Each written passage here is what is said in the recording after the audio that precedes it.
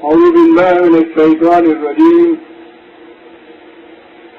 بسم اللہ الرحمن الرحیم. عزیزان من،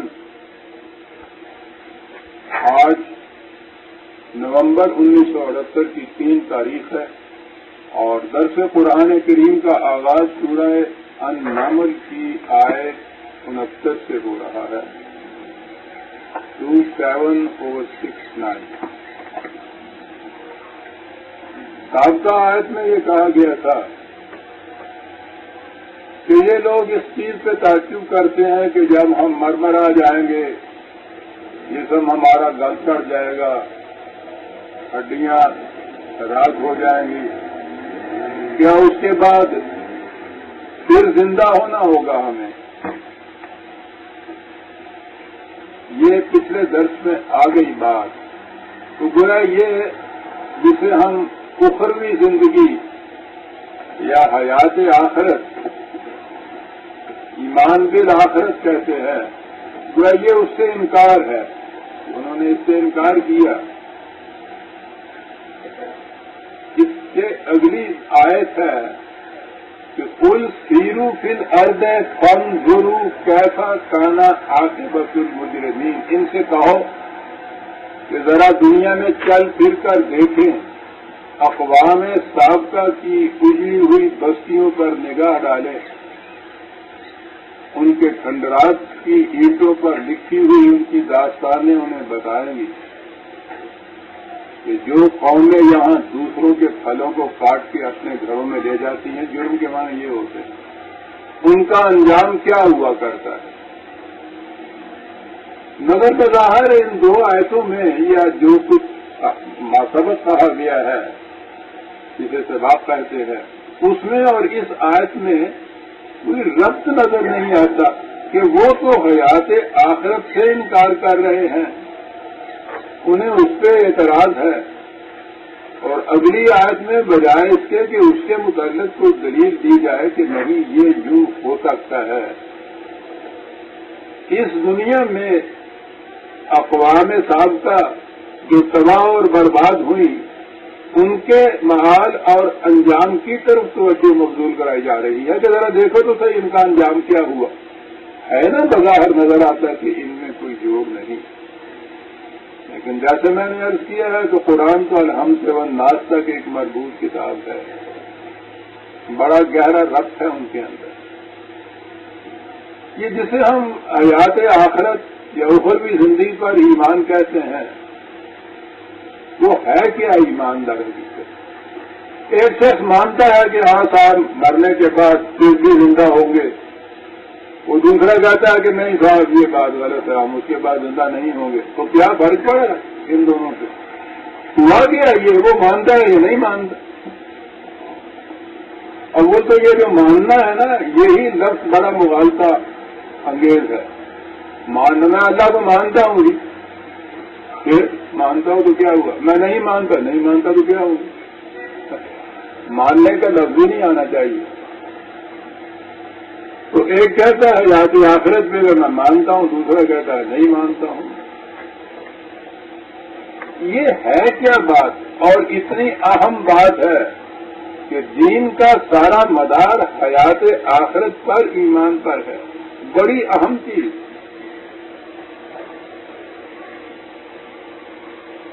حیات آخرت پر ایماندار حقیقت خدا کے قانون مکافات عمل پر ایمان ہے. یہ کیا بات ہے خدا کا قانون مکافات عمل؟ یہ سمجھ لی جائے تو پھر پتہ چلتا ہے کہ حیات آخرت پر کس کا ایمان ہوتا ہے. ہم جو سب زبان سے اقرار کرتے ہیں، اور ہم اب تو اکثریت ان کی ہماری اگلی نسل کی آ رہی ہے کہ جو زبان سے بھی انکار کرنے کی کہیں موقع ہی نہیں آتا ان کو.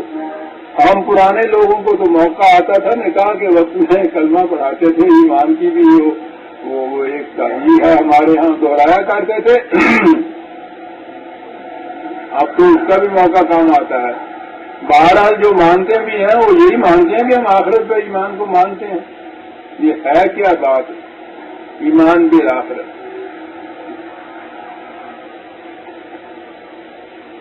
ہماری دنیاوی زندگی میں ہوتا کیا ہے؟ کسی کی چیز چرانا جرم ہے. کس نے جرم قرار دیا؟ آپ کی سوسائٹی نے، آپ کی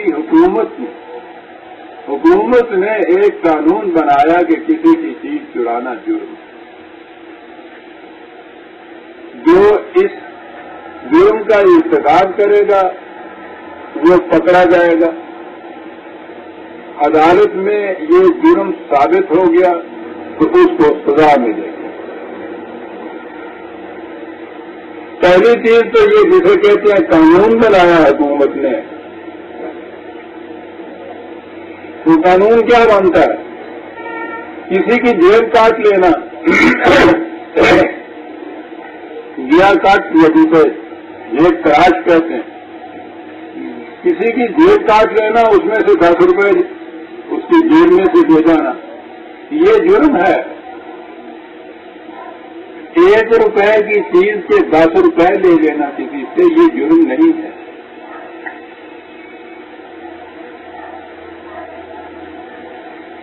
کیونکہ قانون نے اسے جرم قرار نہیں دیا.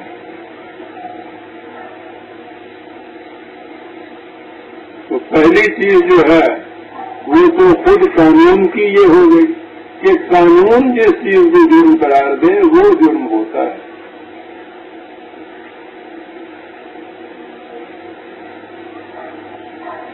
کسی محنت کش سے دن بھر کام لینا، محنت کرانا، اس میں اگر 100 روپے کی چیز پیدا کر کے دی ہے کارخانے میں اور اس سے آپ نے 20 روپے دہاڑی جسے کہتے ہیں، ویجز جسے کہتے ہیں، وہ مقرر کی ہوئی وہ اسے دے دیتے ہیں،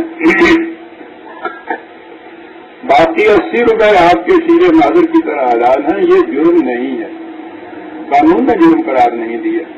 تو پہلی چیز تو یہ ہوگی. پھر یہ جو چیز جرم ہے، کسی کی چیز چرا لینا یا گرا کاٹ لینا، اگر تو وہاں کوئی دیکھنے والا موجود ہے تو گرفت میں آ سکتا ہے آدمی، اور دیکھنے والا موجود نہیں ہے گرفت میں نہیں آ سکتا. اگر گرفت میں بھی آتا ہے، فرض کرو وہاں کوئی سچائی موجود ہے، تو عام کرپشن جسے کہتے ہیں، 100 روپے کی چیز آپ نے چرائی ہے، 10 روپے اس کے ہاتھ میں تھما دیجیے، معاوضہ ختم ہو جاتا ہے. یہاں سے بھی اگر بات آگے بڑھتی ہے، عدالتوں تک جاتی ہے، عدالتوں کا بھی روز رونا روتے ہیں روز لوگ. وہ ذرا 30 کوٹ زیادہ لگتا ہے، سپاہی 10 روپے میں راضی ہوتا ہے، وہاں 100 روپے دینا پڑتا ہے، وہاں دے دیجیے، جرم کی کوئی سزا نہیں ملی. سوسائٹی کے قانون کی روح سے کیفیت یہ ہوئی ہمارے سامنے.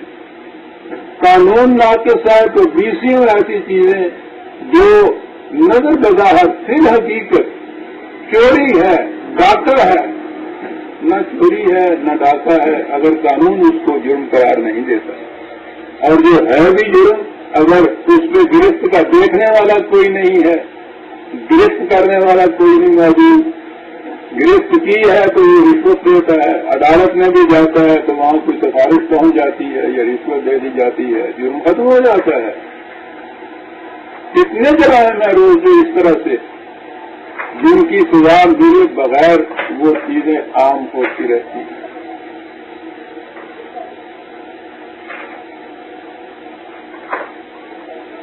جو شخص یہ مانتا ہے کہ ٹھیک ہے زندگی تو اسی انسان کی طبی زندگی ہے، فزیکل لائف ہے، ٹھیک ہے، وہ ان طریقوں سے چیز حاصل کر لیتا ہے. وہ جو چور جس کو کسی نے دیکھا نہیں ہے، لاکھ روپے کی چیز بھی لے کے چلا جاتا ہے، بڑے مزے سے زندگی گزارتا ہے، گرفت ہوئی کوئی نہیں، سزا تو ملی کوئی نہیں ہے. یہ ہے ہمارے ہاں سوسائٹی کے قانون. ایک اور ہے جسے خدا کا قانون مکافات عمل کہتے ہیں. اس نے کہا ہے کہ جس چیز کو اس نے جرم قرار دیا ہے اس کا دیکھنے والا کوئی ہو، پکڑنے والا کوئی ہو یا نہ ہو، یہاں اس کی گرفت ہو یا نہ ہو، سزا ملے یا نہ ملے، اس جرم کا جو ارتکاب ہے اس کی سزا مل کر رہتی ہے، ان میں سے کوئی بھی نہ ہو۔ اتنا ہی نہیں کہ جرم کا ارتکاب کیا جائے تو اس کے بعد سزا ملتی ہے۔ میں جو عام طور پہ مثال دیا کرتا ہوں کہ ایک شخص آ کے بیٹھتا ہے آپ کے سامنے، میز پہ کوئی گھڑی رکھی ہے، کوئی اچھا سا پین رکھا ہے، ذہن میں یہ آتا ہے کہ اگر یہ کسی طرح اس کی آنکھ ادھر ہو یا یہ اٹھ کے چلا جائے تو میں اس کو کسی طرح اڑنسی کر لوں۔ آپ بیٹھا ہوا ہے وہ اور اس انتظار میں ہے اور سارا وقت یہی سوچ رہا ہے، وہ اس کی بدقسمتی اس کی خوش قسمتی وہ اٹھ کے جاتا نہیں ہے اندر، یہ چلا آتا ہے۔ سوسائٹی کے کسی قانون کی روح سے یہ جرم نہیں ہے، قانون مقاصد عمل کی روح سے یہ بھی جرم ہے۔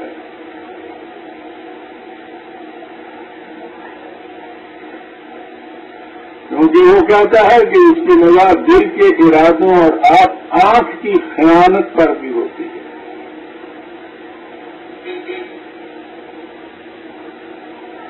یہ جو چیز ہے کہ کوئی عمل کسی انسان کا، اب سزا اور گناہ کے دف چھوڑ دیجیے، کہ انسان کا کوئی عمل نتیجہ پیدا کیے بغیر نہیں رہ سکتا۔ جو عمل یہ جنہیں ہم کہا ہے سوسائٹی کے قانون، وہاں اس کے لیے قانون کا لفظ نہ لائیے، ان کو ویلیوز یا اقدار کہا جاتا ہے۔ کسی کی چیز کو بغیر اس کی رضامندی کے نہ لینا یہ ایک ویلیو ہے، کسی کی محنت کو ایکسپلائٹ نہ کرنا یہ ایک ویلیو ہے۔ اس کے مطابق اگر زندگی چلے گی، کسی کی کوئی چیز اس کی رضامندی کے بغیر نہیں لی جائے گی، کسی کی محنت کو ایکسپلائٹ نہیں کیا جائے گا، یہ ایک عمل ہے، اس کا بھی نتیجہ نکلتا ہے۔ سوسائٹی کے قانون میں اگر ساری عمر کوئی شخص چوری نہیں کرتا تو اس کا کوئی نتیجہ نہیں نکلتا، وہ معاوضے سے بچ جاتا ہے، صرف نیگیٹو ہوئی لائف، کوئی مثبت بات یہ نہ ہوئی۔ بڑا پرامن شاعری ہے، پتھر سے زیادہ تو پرامن نہیں ہو سکتا جو اپنی جگہ پڑا ہوا ہے۔ لیکن جب قانون مقاصد عمل آئے گا تو یہ چیزیں جو وہاں اقدار خداوندی کی روح سے غلط قرار دی گئی ہیں، ان سے بچنے والا جو ہے، اس سے بچنا جو ہے، یہ بجائے خیش ایک عمل ہو جاتا ہے، اس کا بھی نتیجہ ہوتا ہے، جس طرح سے کہ اس جرم کے ارتکاب کا ایک نتیجہ ہوتا ہے، یہ نتیجہ ہوتا ہے اس کا۔ خارجی دنیا میں آپ کو اس کی سزا ملے یا نہ ملے وہ سوسائٹی کا انتظام ہے۔ یہ جو خدا کا قانون مقاصد عمل ہے، اس کا یہ جو نتیجہ مرتب ہوتا ہے وہ انسان کی اپنی ذات پر نتیجہ مرتب ہو جاتا ہے، ساتھ کے ساتھ ہوتا چلا جاتا ہے۔ یہ جرم نہیں کیا ہے تو اس کا بھی ایک نمبر پلس مل گیا، جرم یہ کیا ہے تو اس کا ایک مائنس مل گیا، یہ ساتھ کے ساتھ ہوتا چلا جاتا ہے۔ قرآن کریم نے دو لفظوں میں اس بات کو بڑی عمدگی سے بیان کر، دو لفظوں میں وہ تو سنو دیتا ہے بڑی بڑی حقیقتوں کو۔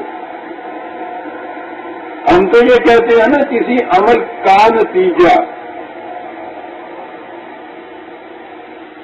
وہ کہتا ہے جزاء ما کانوا یعملون، جو کچھ تم کرتے ہو وہی چیز اس کی جزا ہوتی ہے.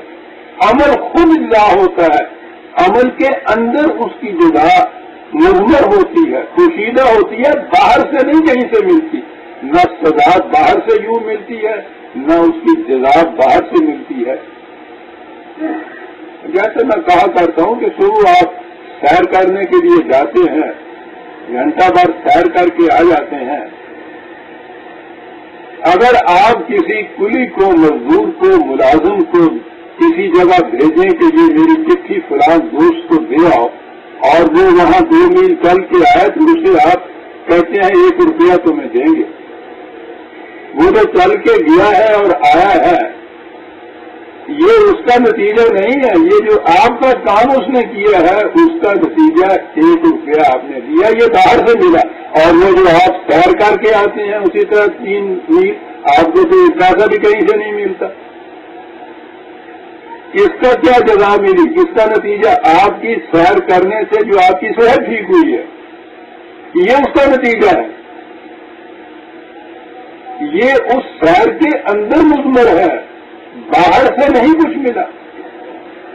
باہر سے، خارج سے کام کی اجرت ملتی ہے، اجرت ملتی ہے، وہ کام کی اجرت ہے. وہ کہتا ہے جزاء ما کانوا یعملون، جو تم کرتے ہو وہی تو جزا ہوتی ہے اس کی. سیر کر کے آتے ہو تو خود سیر کرنے کے اندر جو تمہاری صحت کا بہتر ہو جانا ہے، یہ اس سیر کرنے کے عمل کی جزا ہے.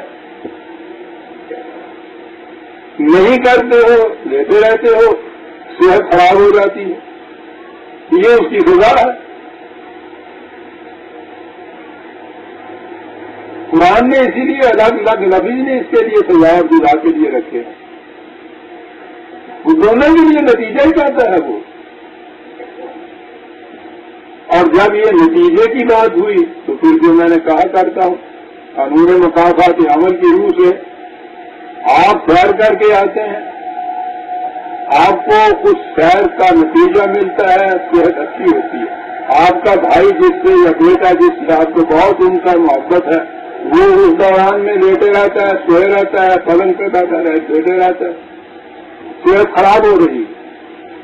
آپ لاکھ کوشش کریں کہ آپ کی سیر کا جو نتیجہ آپ پہ مرتب ہوا ہے، آپ کی صحت اس سے اچھی ہوئی ہے، اسے آپ اس بھائی کی طرف یا بیٹے کی طرف منتقل کر دیں، ناممکن ہے. کسی کے عمل کا نتیجہ دوسرے کی طرف منتقل ہی نہیں ہو سکتا. چوری کا مال تو لا کے جس نے جیتا ہے آپ دے دیں، لیکن یہ تو منتقل ہی نہیں ہو سکتا. سوچیے کہ جب زندگی میں منتقل نہیں ہوتا تو یہ جو مرنے کے بعد یہ پکا پکا کے بیچتے ہیں اس کو.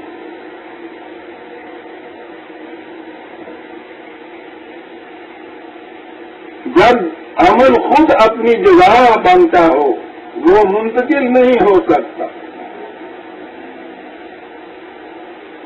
عمل کی جگہ باہر سے مل رہی ہو تو وہ کوئی محسوس شے ہوگی، اسے آپ دے دیجیے، کسی دوسرے کو دے سکتے ہیں. قانون مقافات عمل اس لیے قرآن نے کہا ہر نفس کا عمل اس کی ذات پہ ایک نتیجہ مرتب کرتا ہے جو دوسرے کی طرف منتقل نہیں ہو سکتا. اب یہ جو نتائج مرتب ہوتے ہیں ذات سے، جو چیزیں اس نے اقدار یا جن کو جرم قرار دیا ہے، فرد بھی کرتا ہے، قوم بھی یہ کچھ کرتی ہے. ایک قوم جو اپنا غلط نظام بنا لیتی ہے، میں نے ابھی کہا ہے نا کہ جس چیز کو یہ جرم قرار دے گی قوم، مملکت، حکومت اس قوم کی، نظام، معاشرہ، کچھ لفظ اس کے لیے استعمال کیجیے، جس چیز کو جرم قرار دے گی اسی کا معاوضہ وہ کرے گی نا. اور اگر وہ حکومت، وہ قوم، وہ معاشرہ جن چیزوں کو جرم ہی قرار نہ دے تو وہ تو جرم تو نہیں ہوگا. لیکن اگر وہ قانون مقافات عمل کی روح سے، جنہیں اقدار کہتے ہیں ہم، ان کے خلاف ہے وہ چیزیں جو وہ کر رہی ہے، نتیجہ تو اس کا مرتب ہوگا۔ اگر وہ قوم یہ قانون بنا لیتی ہے کہ ٹھیک ہے مزدور کو ویجز ملے گی، مزدوروں کو یہ نہیں ہوگا کہ وہ جتنا کام کر کے دیتے ہیں، جو کچھ وہ پیدا کر کے دیتے ہیں وہ اس کے مالک ہیں، ان کی محنت کا وہ نتیجہ ان کو ملنا چاہیے۔ اگر وہ حکومت، وہ مملکت، وہ معاشرہ قانون یہ بناتا ہے کہ نہیں ان کو تو صرف 20 روپے روز کے ملیں گے، 100 روپے کا اگر وہ کام کر کے دیتا ہے تو باقی 80 روپے جو ہیں وہ کارخانے کے مالک کو ملیں گے۔ مظاہرہ جو زمین پہ ہل چلا کے محنت کر کے جو کچھ پیدا کرتا ہے اس پیداوار میں سے آدھا بٹائی کا اس زمین کے مالک کو ملے گا۔ اگر کوئی مملکت، کوئی حکومت یہ قانون بنا دیتی ہے کہ ایسا ہوگا تو اس قانون کی روح سے کوئی جرم نہیں ہوگا، لیکن وہ جو قدر ہے خدا کی مقرر کی ہوئی قانون مکافات عمل کی روح سے، ویلیو جسے کہا جاتا ہے کہ کسی کی محنت کو دوسرا اخراج نہیں کر سکتا، اس کی روح سے تو یہ جرم ہوگا۔ اور اس جرم کا نتیجہ جسے کہتے ہیں وہ تو مرتب ہوتا چلا جائے گا۔ وہ جو اس میں کہا ہے کہ اللہ سریع الحساب ہے، بہت دن کے ساتھ کرتا چلا جاتا ہے، ساتھ کے ساتھ یاد رکھیے جسے آپ جہنم اور جنت کہتے ہیں وہ انسان کے ہر سانس کے اندر پوشیدہ ہوتی ہے، باہر نہیں کہیں بنتی، وہ تو اندر ساتھ کے ساتھ بنتی چلی جاتی ہے۔ تو ایک قوم جو اس قسم کے قوانین اپنے یہاں مرتب کرے اور ان چیزوں کو جو اقدار خداوندی کے خلاف ہیں ان کو جرم قرار نہ دے، کیونکہ جرم قرار نہیں دیا ہے وہ قوم کا معاوضہ تو نہیں ہوگا، لیکن وہ جو قانون مکافات عمل ہے اس کی روح سے یہ چیزیں اپنا نتیجہ تو مرتب کرتی چلی جائیں گی۔ اقدار کے مطابق اور موافق جو کام ہوگا اس کا نتیجہ تعمیری ہوگا، اس قوم کے حصے میں خوشحالیاں آئیں گی، ان کا مستقبل خوشگوار ہوگا، اس میں امن ہوگا، اس میں سکون ہوگا۔ اور اگر یہ ان کے خلاف ہوگا قوم کا استحکام ختم ہو جائے گا، ان کا فیوچر مستقبل تباہ ہو جائے گا، وہاں بے چینیاں پھیل جائیں گی، بدامنیاں پھیل جائیں گی۔ آپ نے اس کو جرم قرار نہیں دیا، لیکن قانون مکافات عمل کی روح سے چونکہ وہ جرم تھا اس لیے اس کا نتیجہ مرتب ہوتا چلا جائے گا، آپ اس کو جرم قرار نہ ہی دیں۔ اور جب اقوام اس قسم کا نظام اپنے ہاں قائم کر لیں کہ دانا ہی نہیں کارا دانا حاصل کر، بوتا یہ ہے کاٹتا وہ ہے، امتیں بر امت دیگر طرح، کھیتی اس کی ہے چرتا وہ ہے، بوتا یہ ہے کاٹتا وہ ہے۔ آپ نے اپنے نظام میں، اپنی حکومت میں اس چیز کو جرم قرار نہیں دیا، خدا کے قانون مکافات عمل کی روح سے یہ جرم تھا اور اس جرم کا نتیجہ مرتب ہوتا چلا جاتا ہے، ساتھ کے ساتھ مرتب ہوتا چلا جاتا ہے۔ اب دو شکلیں اس کی ہیں کہ وہ اتنی تیزی سے جرائم ہوتے چلے جائیں کہ کچھ وقت کے بعد اسی دنیا کے اندر ان کے نتائج جو ہیں تباہیوں اور بدحالیوں کے وہ مرتب ہو کے سامنے آ جائیں۔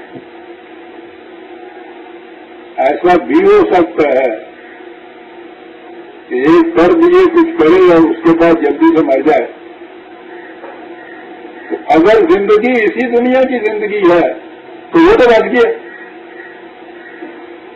لیکن قانون مکافات عمل جو ہے اس کی بنیاد اس پہ ہے کہ زندگی اسی دنیا کی زندگی نہیں ہے، یہ مرنے کے بعد بھی آگے چلتی ہے۔ اس لیے جو کچھ تم نے کسی کے خلاف یہاں کیا ہے تمہاری موت سے اس کا معاوضہ ختم نہیں ہو سکتا، یہاں کوئی ملزم مفروض نہیں ہو سکتا۔ इस ममलकत के हिस्सा इक़्तिदार से बाहर कोई जा नहीं सकता। इस दुनिया से भी चले जाओगे तो खुदा की ज्यूरिसडिक्शन से बाहर नहीं जा सकोगे, वो मौत के बाद भी बरकरार रहेगी। इसे कहते हैं ईमान हयात बिल आखिरत का, उखरवी जिंदगी का। ये इसी कानून मकाफात अमल की ही बढ़ती हुई शक्ल है, तो ये अलग बात नहीं है। जो यहाँ ये मानता है, मानता के माने है करता यही कुछ है, इसके अखबार के खिलाफ भी कुछ हो रहा है तो वो कहता है जो गिरफ्त में नहीं आता, छूट जाता है, बच जाता है। 1000 तरीके होते हैं गिरफ्त में ना आने के।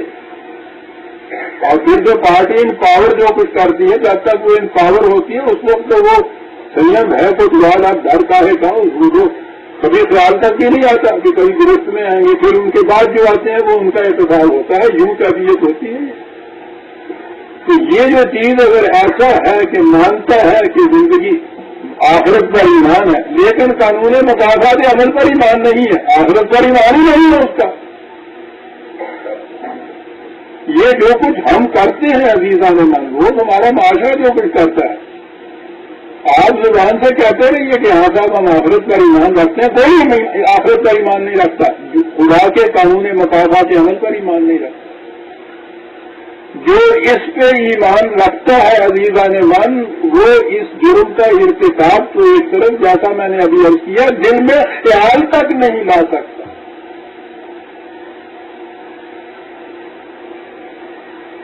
आबरूरेज़ी तो एक तरफ रही किसी खातून की, वो निगाह भर के उसकी तरफ देख नहीं सकता, क्योंकि ये भी जुर्म है खुदा के कानून मुकाफात अमल की। किसी की मेहनत को इस्तेमाल कर ही नहीं सकता। अखबार के खिलाफ किसी दूसरे की चीज को हाथ नहीं लगा सकता।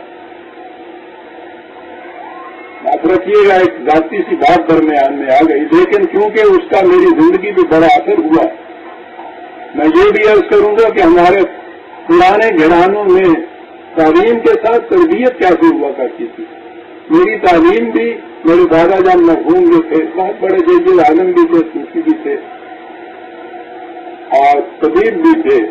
जिंदन में अर्ज कर दूं कि उन्होंने इनमें से किसी चीज को भी अपने माश का जरिए नहीं बनाया था, क्योंकि वो कहते थे कि खिदमत खल्क इस्लाम अखलाक की हो या बदन की हो, उसका मुआवजा लेना जायज नहीं है। ये उनका ईमान था, ये तालीम देते थे वो। और तालीम ये थी कि किसी जो अपनी चीज न हो उसे नहीं उठाया करते। वाकया मैं अर्ज करता हूं कि वाकया से बात ज्यादा समझ में आया करती है। मेरा ख्याल है कोई 9-10 साल की उम्र होगी, बच्चा था मैं। आ रहा था एक जगह, शहर में एक मकाम था। मैं बटाला जिला गुरदासपुर का रहने वाला हूँ, जो अब मशरकी पाकिस्तान में चला गया हुआ, मशरकी पंजाब में कहिए, मशरकी पाकिस्तान में उसे नहीं। कितनी निस्बत होती है बात चीजों की गैर-शऊरी तौर पर। मशरकी पाकिस्तान की मोहब्बत दिल से नहीं आती। खैर बात और हो गई। तो वहां चला आ रहा था तो मैंने देखा कि उस बाजार में बल्कि चौक था, एक पैसा पड़ा हुआ था। शायद आज के हमारे बच्चे तो समझ नहीं सके कि पैसा होता है कि उनकी कीमत क्या है। आज से करीबन 60-65 साल पहले की बात। आज को पता नहीं कि पैसे की 4 पाइयां होती थी। एक पाई के गट्ठे होते थे कौड़ियों के, 8 कौड़ियों का एक गट्ठा। कोई सुनना बच्चा तो सुने, एक गट्ठा जो है उसका भी एक गंगा आ जाता था। पैसे दिया 4 जमीनियां, एक जमीन के 8 गट्ठे, एक गट्ठे का गंगा आ जाना। ये कुछ बातें सुनाता हूं।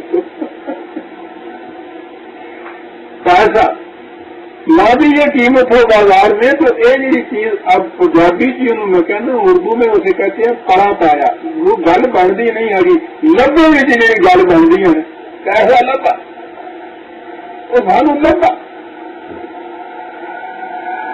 वो वहां था, पैसा उठाया, और जो बच्चे को खुशी हो सकती है, एक तो पैसा और उसके बाद फिर लग गया पैसा।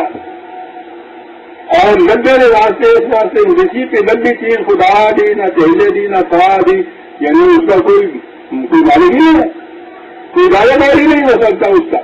تو وہ لبے میں یہ بھی بات ہوتی تھی، وہ پیسہ ہاتھ میں دیے ہوئے بھاگا ہوا ترنگے مارتا ہوا چلا آ رہا تھا. میں اب تک یاد ہے وہاں آ گئے، بڑا خوش. سارا جان یہاں گھر میں اتفاق سے نہیں بچے زندگی سے موجود تھے، بڑی خوشی ہوئی. میں نے کہا کیا بیٹا؟ میں نے کہا سب کو بڑے پیسہ لگا، پیسہ لگا، پیسہ چلی چکا میرے. ٹھیک ہے. بڑی شفقت سے تربیت دیتے. کہاں سے لگا بیٹا؟ میں نے کہا جی وہ فلاں جگہ. اچھا اچھا چلو مجھے دکھاؤ تو صحیح وہ. اور وہ خوشی آ رہی تو اسی میں رہ گئی کہ گھر میں تو خوشی پوری نہیں ہوئی ہماری. بات نہیں کرے ہیں کہ چلو دکھاؤ. خیر دیر میں یہی تھا کہ شاید جگہ دیکھنے کا اسی انہوں نے ابھی کچھ پتا نہیں تھا. چلتے ہوئے اب شروع ہوئی وہ ساری. میں نے کہا بیٹا یہ پیسہ تمہارا تھا جو تم نے اٹھایا ہے؟ میں نے کہا جی نہیں، میں نے لگا ہے. نہیں. کہنے لگے بیٹا جو میں پوچھتا ہوں نا اس کا صرف جواب دو اور نہیں. یہ پیسہ تمہارا تھا؟ 2-3 دفعہ کہا، بات کرتی. تعلیم بھی تو ساتھ میں کرتی کہ جی نہیں میرا تو نہیں تھا. اب غصے میں قریب وہ آ گیا تھا. کیا ہو؟ کہنے لگے بیٹا جو تیرا نہیں تھا تو تم نے اسے اٹھایا کیسے تھی؟ جی میں تو لگ گیا تھی. جی نہ بیٹا تیرا تو نہیں سی نا. میرا نہیں. تو بیٹا پھر جی تیری چیز نہ ہوئے تن سے حق نہیں سمجھنا نا کہ تم چپ لے. اب وہ مجھا گئے صاحب ہماری خوشیاں تو چلی گئی، بات ہی اور چلی گئی. چلو بیٹا وہاں چلے گئے. کہاں سے اٹھایا تھا؟ میں نے کہا یہاں. کہنے لگے بیٹا یہاں رکھ دو، یہ تمہارا نہیں تھا. میں نے کہا جی یہاں سے تو کوئی اور لے جائے گا، اٹھا دے گا. کہنے لگے بیٹا پھر ہم تم سے تو نہیں پوچھیں گے نا. رکھ دو بیٹا تمہارا تو نہیں. اب وہ دوہرائے جا رہے ہیں. منزل نہیں میرا نہیں. تو بیٹا جو تیرا نہیں تھا تو تمہیں اس کو اٹھانے کی تیرا حق نہیں پہنچتا کہ تو اس کو اٹھا. جو تیری چیز نہیں ہے تو تیری نہیں ہے. تو اپنی چیز کو لے سکتا ہے. جو تیری نہیں ہے تجھے اس سے واسطہ نہیں کہ وہ کس کی ہے. جو تیری نہیں ہے تو اسے نہیں اٹھا سکتا. بیٹا تیری نہیں ہے نہیں اٹھا سکتا. 8-10 سال کی عمر ہوگی عزیزہ میں 65 سال کی بات ہوگی صاحب. وہ ذرہ اس جزی طور تفصیل اس واقعے کی میرے ذہن میں ہے. وہ جگہ موجود ہے. میں آج پیسے کی تصویر کھینچ سکتا ہوں جو کچھ انہوں نے کہا. 65 سال سے یہ چیز گونج رہی ہے دماغ میں عزیزہ نمان کہ جو تیری چیز نہیں ہے تو اس کو نہیں اٹھا سکتا. کہا کہ یہ خدا کی قدر ہے، یہ کسی کا قانون نہیں ہے. قانون کے روح سے یہ کوئی جرم نہیں تھا. پڑی ہوئی چیز جو تم نے اٹھا لی ہے. قانون بیٹا انسانوں کا بنایا ہوا ہوتا ہے. انسان اپنے مفاد کے لیے قانون بناتے ہیں. یہ سب دوسروں کی ان چیزوں کو اٹھا کے لے جائیں گے جس کو بھی جو ان کو ملے گی. خدا کا قانون یہ ہے کہ جو تیری چیز نہیں ہے تو اسے نہیں بیٹا اٹھا سکتا.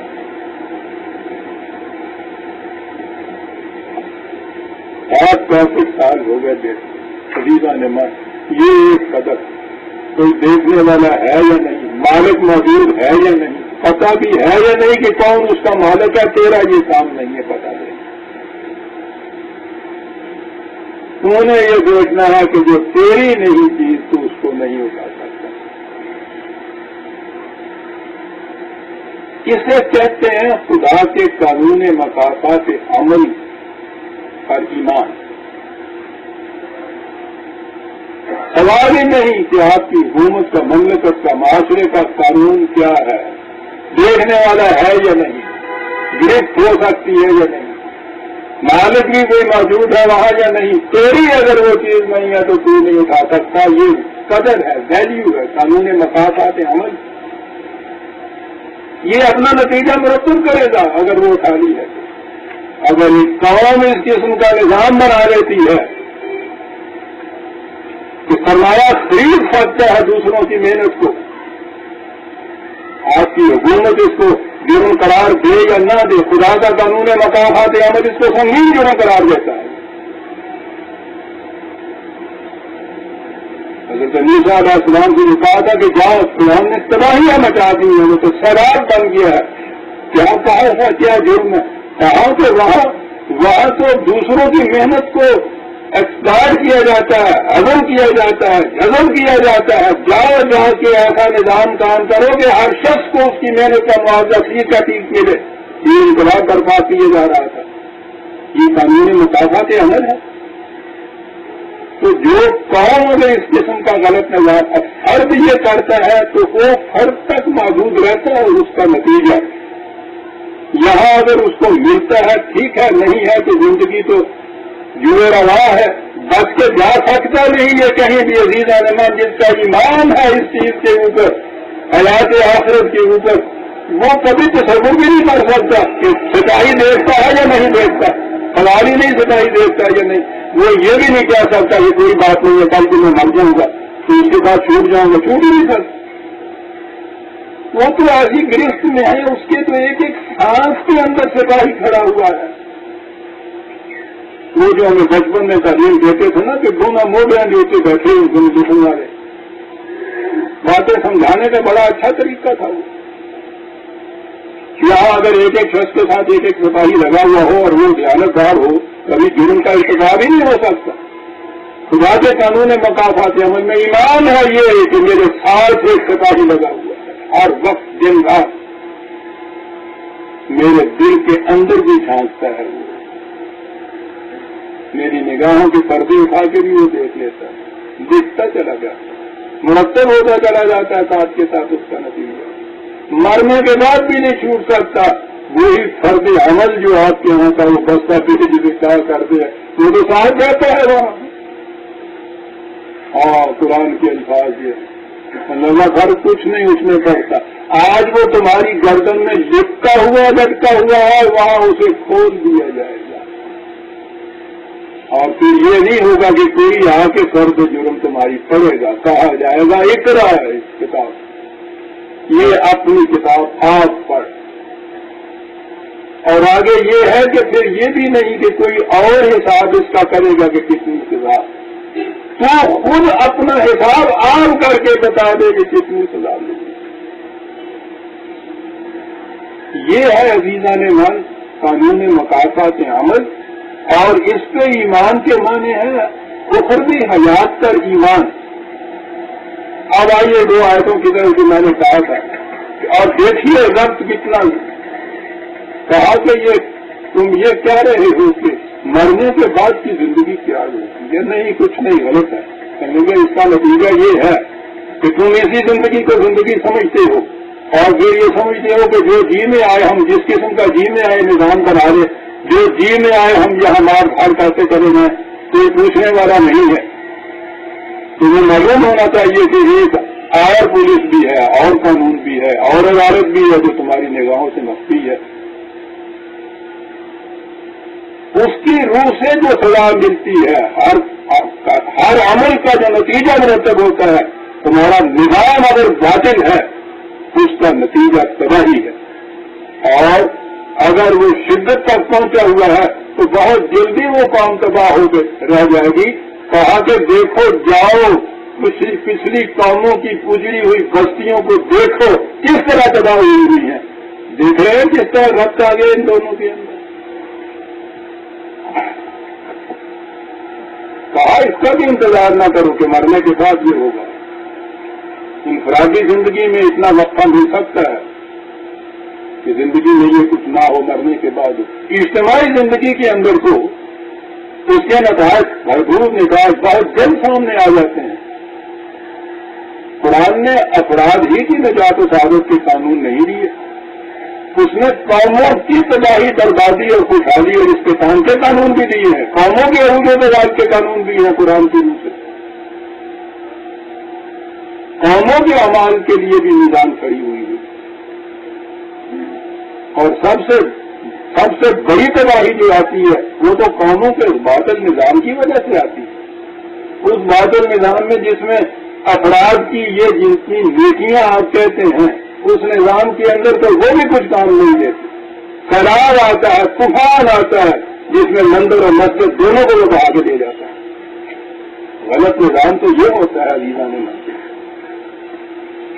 اب دیکھیے جو کہا, ان کو جب کہا گیا ہے کہ زندگی کو آگے کرے گی تو یہ کہتے ہیں کہ میں اس ساتھ زندگی آگے کیا کروں, مرمرا جائیں گے, ہڈیاں ختم ہو جائیں گی, راکھ ہو جائیں گی, جسم گل سڑ جائے گا, اور کیا کہ یہ چیز غلط. تم سمجھتے ہو کہ اس سے اگر ہم اپنی سوسائٹی کے نظام کی روح سے ان جرائم کے سزا سے بچ سکتے ہیں تو پھر کوئی پوچھنے والا نہیں. کہنے لگے کہ وہ ذرا قومیں دیکھو, ان کا انجام دیکھو, جنہوں نے غلط نظام بنایا, اور پھر دیکھو کہ اس کا نتیجہ کیا نکلا اس نظام کا. اور وہ قرآن کہتا ہے کہ ایسا بھی نہیں ہوتا کہ کوئی باہر سے آتا ہے ان کو تباہ کرتا ہے. میری بنیاد میں صورت خرابی کی, میری بنیاد میں مضمر ہے ایک صورت خرابی کی. اس نظام باطل کی بنیاد میں تباہی ہوتی ہے. وہ عمارت اپنے بوجھ سے آپ آ گرتی. پھول سیرو کی لڑکے انظرو کیسا کانا عاقبۃ المجرمین. آپ نے دیکھا کتنا بڑا رابطہ اس کے اندر, اور آپ نے دیکھا کہ یہ جسے ہم کہتے ہیں حیات آخرت پر ایمان, اس زندگی میں اس کے نتائج کیا ہوتے ہیں. ایک ہی چیز زندہ میں مان, بڑی کوششیں ہو رہی ہیں, سرگرمیاں ہو رہی ہیں, اخلاق بگڑے ہوئے ہیں, سنورتے نہیں ہے, کیا صورت پیدا کی جائے. وہ کہتی ہیں سزائیں زیادہ سخت دی جائیں, تعزیرات پیدا کی جائے, وہ قانون بنائے جائے. سوال نہیں ہے زندہ نے مان.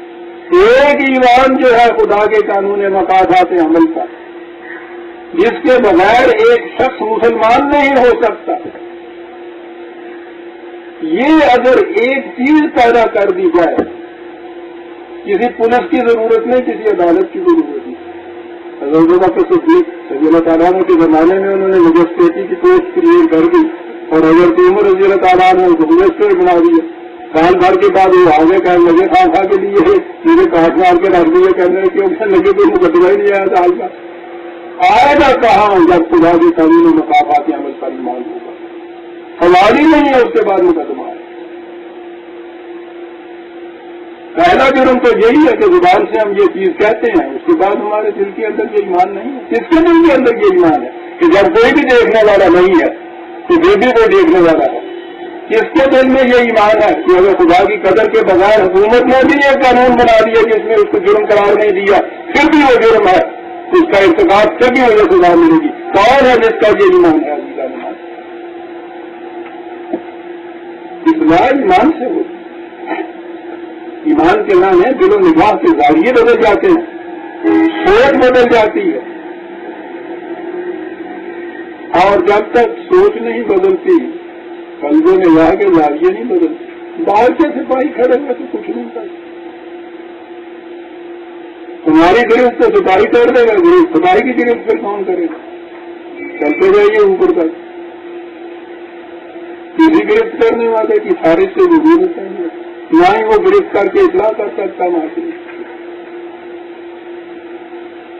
یہ جو جرائم کی کچھ سزائیں سوسائٹی کی طرف سے ہوتی ہیں, وہ تو جیسے پاگل جو پاگل ہو جاتا ہے اسے پاگل خانے میں بھیج دیتے ہیں نا. تو یہ کیفیت ہے کچھ تسمیات کی. اگر آپ سارا معاشرہ ہی پاگل خانے میں بھیج دیں گے تو یہ تو چاہیے وہ معاشرہ کیا ہوگا پھر. ایک چیز ہے ایمان خدا کے قانون مقاصد عمل کا, اور یہ ہے ایمان بالآخرت کے معنی, اور یہ ہے جس کا نتیجہ قوموں کی زندگی میں یہی سامنے آ جاتا ہے. پھول سیرو فی الارض انظروا کیسا کان عاقبۃ المجرمین. یہاں نظر آتا ہے کہ کتنی سختی سے ایک چیز کہی گئی ہے کہ تباہ اور برباد ہو کے رہ جاتے ہیں. لیکن اب آئیے جو اصلاح کرنے والا ہے, قرآن کی روح سے اصلاح کرنے والے کی کیفیت کیا ہوتی ہے.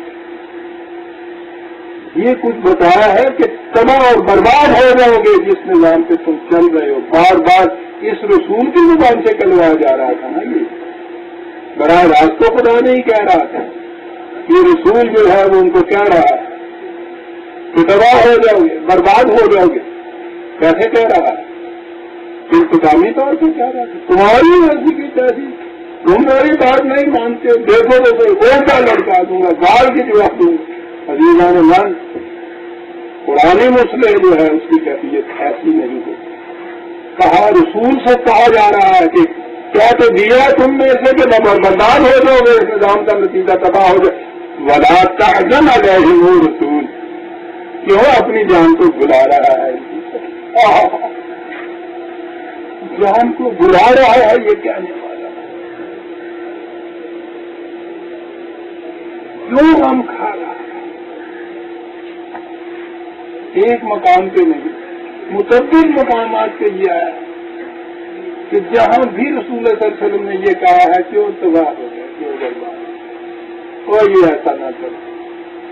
तो नजर आता है कि तबाही और बर्बादी का मुतल्लिक कह रहे हैं, सख्ती से भी कहना पड़ता है, बाबुल दिया कुरान में, लेकिन उसके साथ ये कहा है कि तुम तो अपनी जान भुला लोगे कि ये लोग सही निजाम क्यों नहीं कायम करते, सही रास्ते पे क्यों नहीं आते। यहाँ है ये 27/70 पे है, 2-3 और हवाले में देख लीजिए। बड़ी अहम बात है अजीजा ने मान कि पुरानी रिफॉर्मर को कैसा होना चाहिए। जी में मैं ये अर्ज करूंगा, अगर कि अब तो हमारे यहाँ का जो तबीब है, डॉक्टर है, उनकी भी सूरत ये हमारे यहाँ के ये गलत माशी निजाम ने ये सूरत पैदा कर दी कि वो भी फीस की खातर, रिम्यूनरेशन की खातर, मुआवजे की खातर ये करते हैं, लेकिन उसके साथ ही ऐसे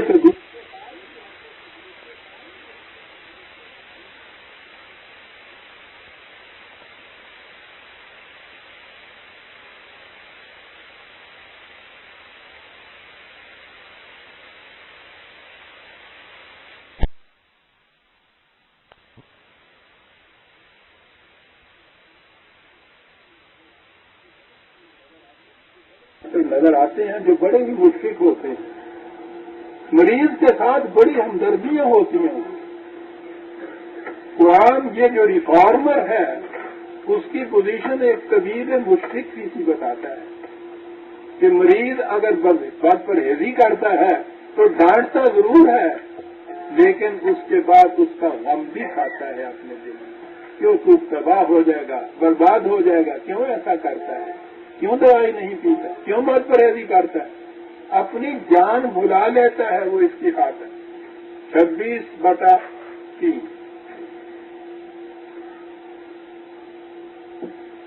अल्लाह का बाखिउन नफ्सा का अल्लाह यकूनू मोमिनीन।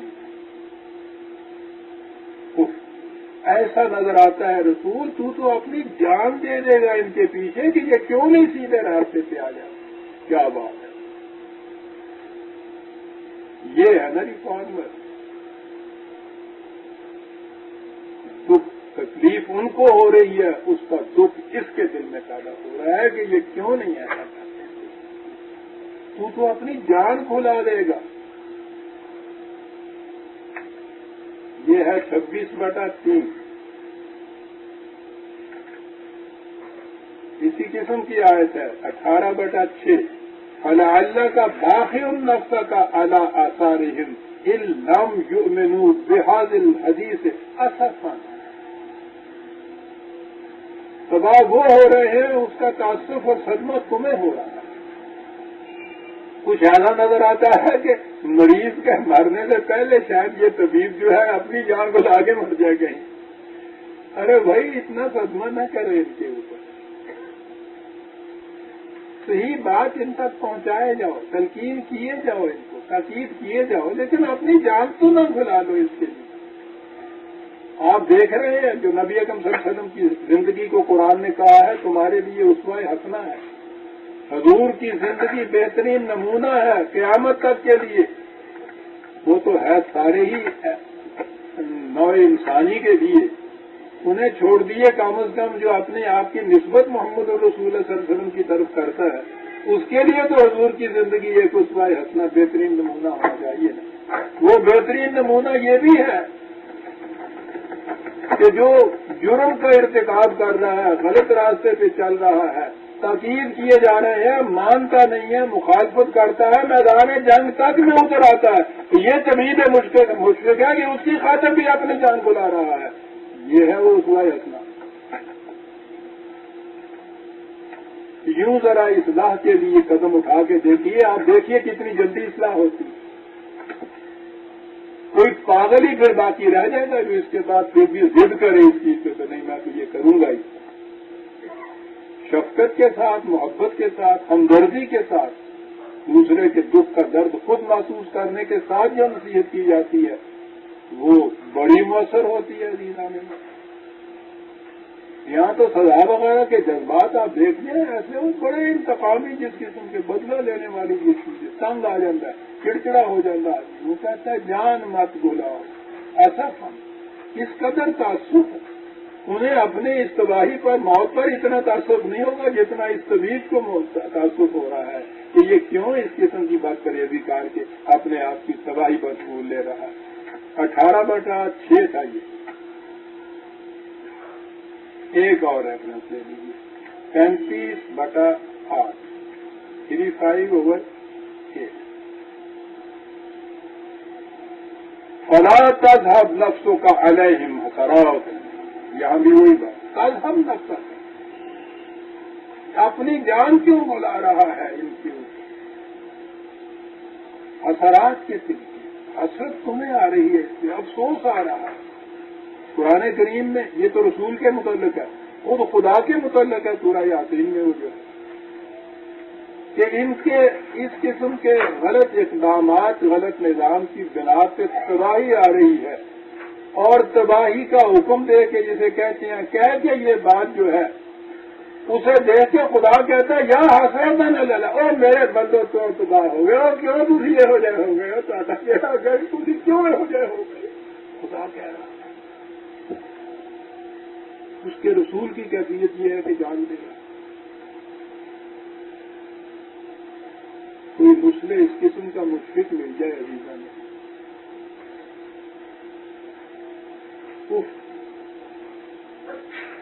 ماں کی محبت تو ایسی تعلیم دیا تھا. وہ بچے کو ہاتھ بھی اٹھاتی ہے تو پہلے دیکھتی ہے کہ کہیں منہ پہ نہ لگ جائے، ایسی جگہ وہ مار دیا کہ آواز تو نکلے، درد زیادہ نہ ہو.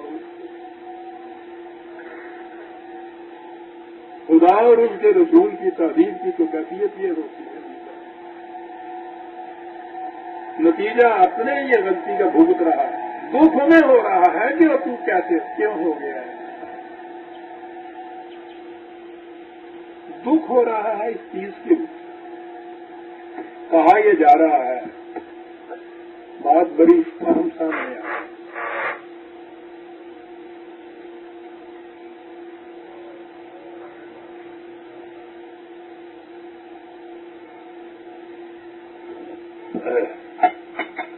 دکھ اس چیز پہ ہو رہا ہے نا کہ یہ لوگ راہ راست پہ آتے کیوں نہیں، صحیح راستہ اختیار کیوں نہیں کرتے.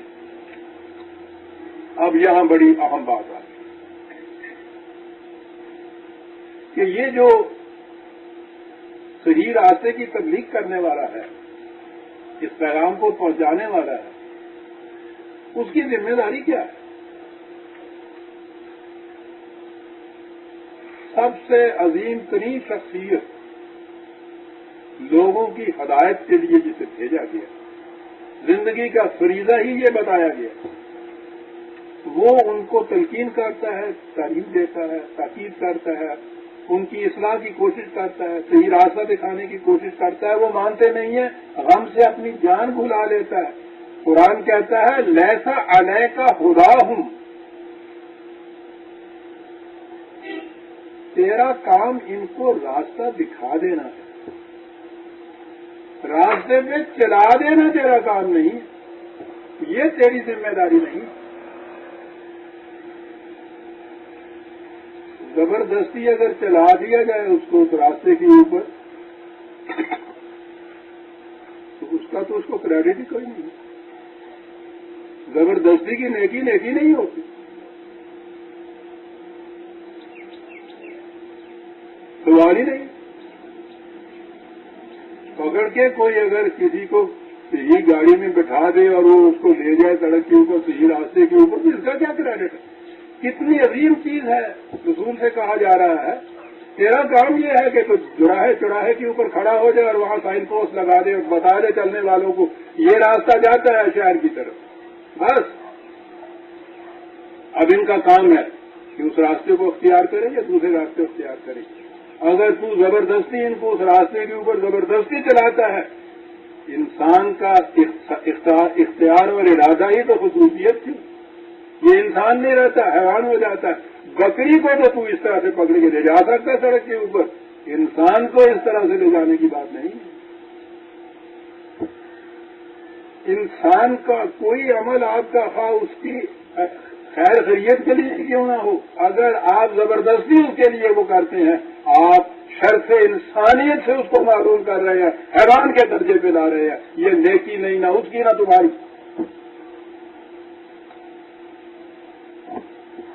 لیسا علیہ کا خدا ہوں. اگلے 4 لفظ جو ہیں دوسری آیت کے بعد بیان کریں گے. تیرے ذمے ان کو صحیح راستے پہ چلا دینا نہیں ہے، راستہ بتا دینا ہے. وہ نہیں چلتے صحیح راستے پہ تو دکھ ہو رہا ہے، لیکن یہاں یہ نہیں کہا ہے کہ دکھ ہو رہا ہے تو اٹھ زبردستی مار کے ان کو نیک بنا دے. مار کے نیک کون بناتا ہے؟ ایک اور یہ تھا جی 2/272 2/272. اب ہے یہ ریفرنس 28/56. یہاں اس سے بھی زیادہ ایک اور لفظ آیا ہے. وہاں تو یہ تھا نا کہ تو کسی کو راستہ دکھانا تیرا فرض ہے، راستے پہ چلانا تیری ذمہ داری نہیں ہے، تو چلا ہی نہیں سکتا. انک لا تہدی من احببت. ہر ایک تو ایک طرف کسی کے ساتھ تمہیں بڑی محبت بھی ہے، اسے بھی تو زبردستی راستے کے اوپر نہیں چلا سکتا. اس کے لیے بھی تمہارا یہی کام ہے کہ پہنچاؤ اس تک. علیک البلاغ، تیرے ذمہ بات کو پہنچا دینا ہے. پھر وہی میں عرض کروں گا کہ زبردستی نیک بنا دینے میں وہ جو اس کا اختیار ارادہ سلب ہو رہا ہے وہ تو انسانیت کی سب پہ نہیں رہ رہا. تو تم نے اس کے لیے کیا کیا؟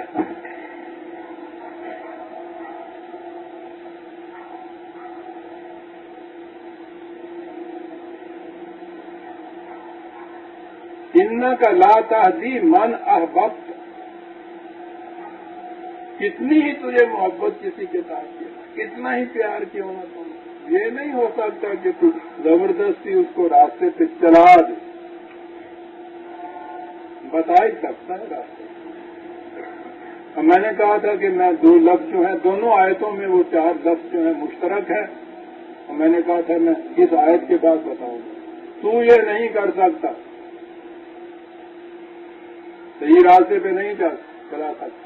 پھر وَلَٰكِنَّ اللَّهَ يَهْدِي مَن يَشَاءُ، دونوں جگہ اس کی جگہ یہ ہے. اور اس کا جو ترجمہ ہے اس نے ساری کی ساری تعلیم کو غرض کر کے رکھا. ہر جگہ آپ کو ترجمہ ملے گا. تو نہیں کسی کو یہ چلا سکتا، تو ہدایت نہیں دے سکتا. ہم جسے چاہیں ہدایت دے سکتے، ہم جسے چاہیں. یعنی تو کوشش کر رہا ہے صحیح راستے پہ یہ چلے، اور ہم نہیں چاہتے کہ وہ صحیح راستے کے اوپر چلے. کہ لالا ٹیل جی نہیں جی جائے، یہ تو خدا کے ساتھ جانور ہو. ہم تو اسے نہیں چلانا چاہتے، تو زور لگا رہا. اب اس کو پتا ہے نہیں کہ اس کے متعلق وہ کیا کر رہا ہے. وہ اپنے یہاں بیٹھا کہتے یہ ترجمہ ہے ہر جگہ ان آیتوں کا یہ ترجمہ کرے ملے گا. تو نہیں چلا سکتا. ہم جسے چاہتے ہیں صحیح راستے کے اوپر چلاتے ہیں، ہم جسے چاہتے ہیں گمراہ کرتے ہیں، ہم جسے چاہتے ہیں ہدایت دیتے ہیں. یہ ترجمہ کیا جاتا ہے ان آیتوں کو.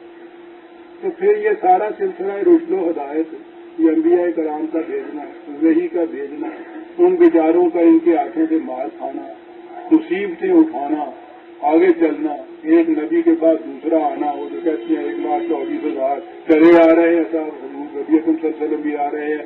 یہ سارا سلسلہ رشد و ہدایت کا، یہ پیغامبری یہ काहे के लिए, जब बात ये है कि जिसे हम चाहते हैं सही राह हदायत करते हैं, जिसे चाहते हैं गुमराह कर देते हैं। तो ये सारी माज़ल्लाह नुमाइश ही नुमाइश। और फिर जैसा मैंने अभी कर किया है, ये जो नबी है उसके लिए कितना मुश्किल काम है कि उसको इल्म गैब तो है नहीं कि इस फर्द के मुतल्लिक वो क्या चाह रहा है। ये तो कोशिश किए जाएगा ना सही रास्ते पे वो चले। वो कहता हम नहीं चाहते हैं, वो कहेगा कि नहीं ये नहीं चल सकता, अब इसे पता नहीं ये चलाया जा रहा, वो कहता कि नहीं चल सकता। सोचते हैं ये कहाँ जा सकता। एक बात याद आ गई, ये अरबी के में अंदर एक कुछ मुहाजरात होती है, बड़े दिलचस्प उसमें वाक़यात होते हैं। ये मजनू था ना लैला वाला, वो जब बिल्कुल तंग आ गया, ये एक बहुत बड़े कबीला का सरदार था, उसका बेटा था। तो इसके बाप ने फिर सोचा आखिरुल अमर के यूं बात नहीं बनती, उसके लैला के बाप को, ये सारे अफसाने होते, लैला के बाप को पैगाम नाम का बताए, मिन्नतें भी की, कुछ किया, वो माना ही नहीं। उन्होंने कहा कि फिर आखिरी बात तो ये है कि हमला कर दीजिए, लड़ाई करेंगे, लड़ाई करके उसको ले आएंगे लड़की को उठा के। मजनू से भी कहा कि हम इंतजाम कर रहे हैं, आ जाएगी तुम्हारी, चले जा रहे, मैं चले जा रहे हैं, हमला कर दिया, वहाँ लड़ाई हो रही है। लड़ाई हो रही है तो ये देख रहा है कि अगरचे हमारा कबीला भारी है, असला भी ज्यादा है, जोर भी बड़ा है, शिकस्त हो रही है। ये शिकस्त कैसे हो रही है? वो इधर उधर कहीं घूमा, देखूं कहीं कोई बात ऐसी हो, तो देखा कि मजनू खैमे के पीछे सिजदे में पड़ा हुआ है और कुछ कह रहा है। वो कान लगा के सुना तो वो कह रहा है या अल्लाह लैला के बाप की फतह, या अल्लाह लैला के बाप की फतह। उसने एक मारी बैठा लैला के बाप की फतह, उसने सादा सत्यानाश क्यों ग्राउंड दिया।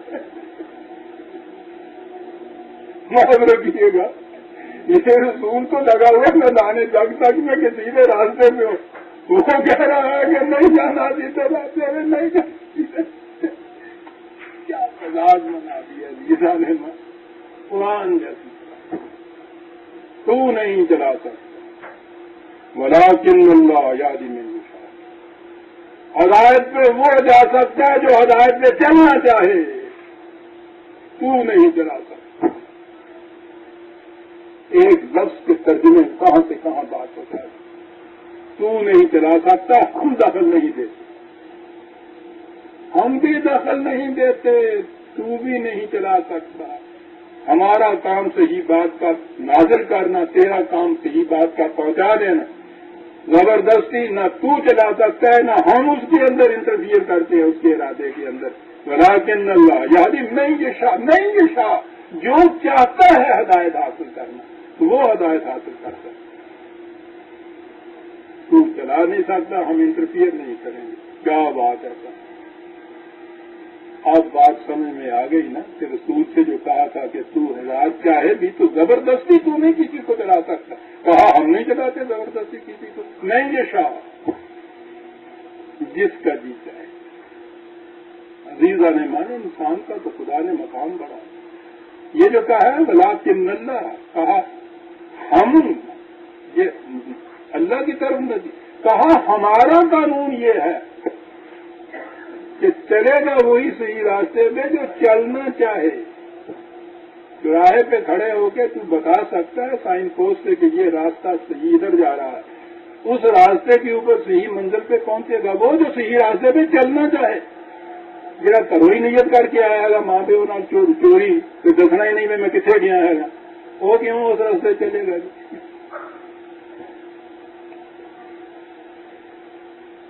दरिया में जाके डूबने वाले खुदकुशी करने वाले को मल्लाह कहता है कि ना छलांग लगाना, पानी डूबू है। वो कहता है कि मैं लंबा करना तो पानी डूबू कितने है। सही रास्ते पे चलेगा वो जो चलना चाहेगा। इसलिए वला ताज़न अलैहिम, रास्ता दिखाए चला जाए, हम न कर इनकी चलते क्यों नहीं। तू चला नहीं सकता जबरदस्ती, हम इंटरव्यू नहीं कर सकते, इनकी अपने मर्जी के ऊपर छोड़।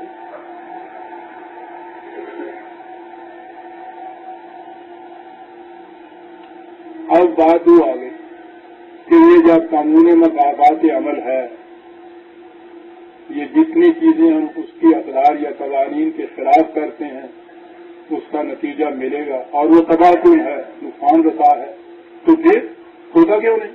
روز یہ اعتراض ہوتا ہے کہ جی خدا اگر عادل ہے تو پھر ظالم اتنے ظلم کرتے ہیں، وہ ان کا ہاتھ کیوں نہیں پکڑ لیتا؟ جو ہی وہ کسی کو مارنے کے لیے ہاتھ اٹھائے وہ پتھر کا بن جانا چاہیے۔ قدم قدم پہ یہ ہوتا ہے۔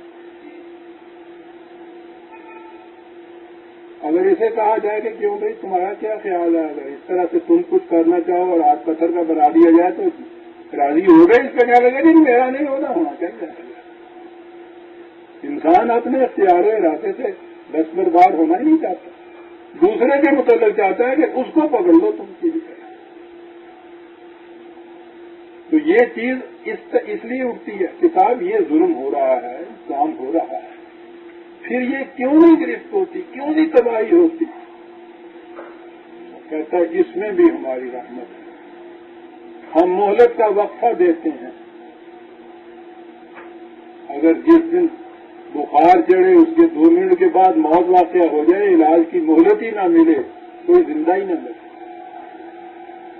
بیماری اور موت کے درمیان ایک وقفہ ہوتا ہے مہلت کا، کیونکہ اور یہ کیونکہ قرآن کی روح سے بڑی اہم ہے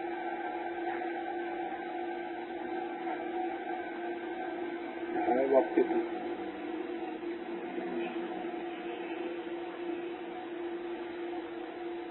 قرآن کریم بتاتا یہ ہے،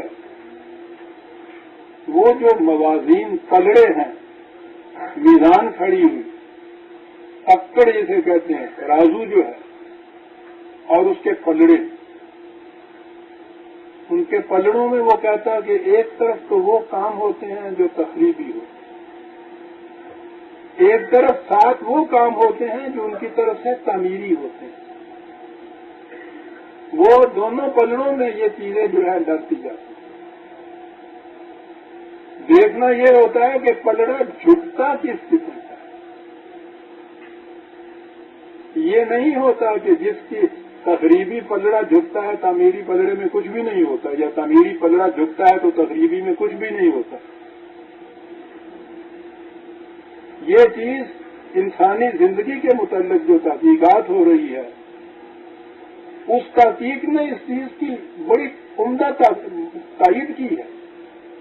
یہ جو ڈاکٹر مرض کا علاج کرتے ہیں، ہوتا کیا ہے؟ یہ کہتے ہیں کہ انسان کے اندر یہ جتنے بھی سیلز ہیں ان سے انسان کا جسم مرکب ہے۔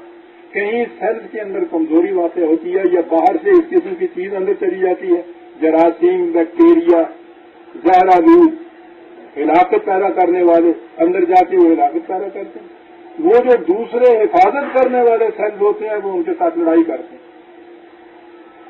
اگر یہ سیلز زیادہ طاقتور ہیں یہ غالب آ جاتے ہیں، ہلاکت پیدا کرنے والے سیلز جو ہیں مغلوب ہو جاتے ہیں، بیماری سے شفا مل جاتی ہے۔ علاج کے معنی یہ ہوتے ہیں یہ جو حفاظت کرنے والے سیلز ہیں ان کو زیادہ تقویت پہنچا دیتے ہیں کہ یہ پلڑا ان کا تعمیری جھکتا رہے۔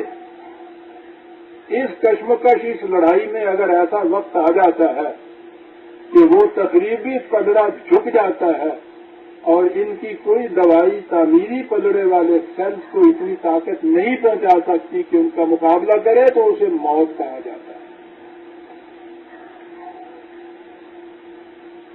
یہ خدا کی رحمت ہے کہ اس نے ایسا نہیں کیا کہ جو ہی کسی سے ایک غلطی ہو اینٹوا دبا دیا جائے، ذرا سی پد پرہیزی ہو موت واقع ہو جائے۔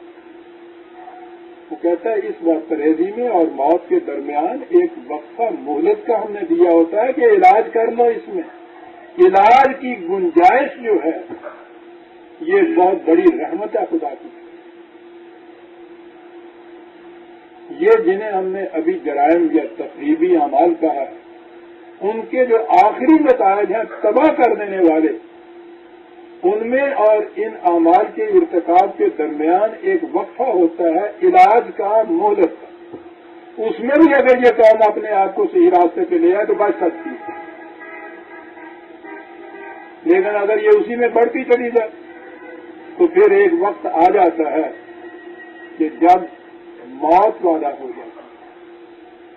یہ ہے وہ چیز وہ یقولون متی ھذا الوعد ان کنتم صادقین، یہ کہتے ہیں کہ تم جو روز ہمیں آ کے ڈراتے دھمکاتے ہو کہ اس باطل کے نظام کا نتیجہ تباہی ہوگی، برباد ہو جاؤ گے، الٹ جاؤ گے، تختہ الٹ جائے گا، تو پھر ہوتا کیوں نہیں ہے؟ ہم تو روز وہی کچھ کرتے ہیں، پہلے سے بھی زیادہ کرتے ہیں۔ اگر سچے ہو تم ایسا کہنے میں تو پھر ایسا ہوتا کیوں نہیں؟ انہیں پتہ نہیں کہ عاشقی صبر طلب اور تمنا بیتاب، ہماری بیتابی تمنا کے متاثر ہو کر ہم یہ نہیں کرتے کہ وہ جو مہلت کا حصہ ہے اسی کو ہم ختم کر دیں اور تباہ کر دیں۔ قل عسیٰ ان یکون ردف لکم بعض الذی تستعجلون، کہا کہ جس چیز کی جلدی میں جا رہے ہو سکتا ہے کہ اس میں سے بعض چیزیں بالکل تمہارے پیچھے لگی ہوئی آ ہی رہی ہیں، ساتھ ہی لگی ہوئی ہوں۔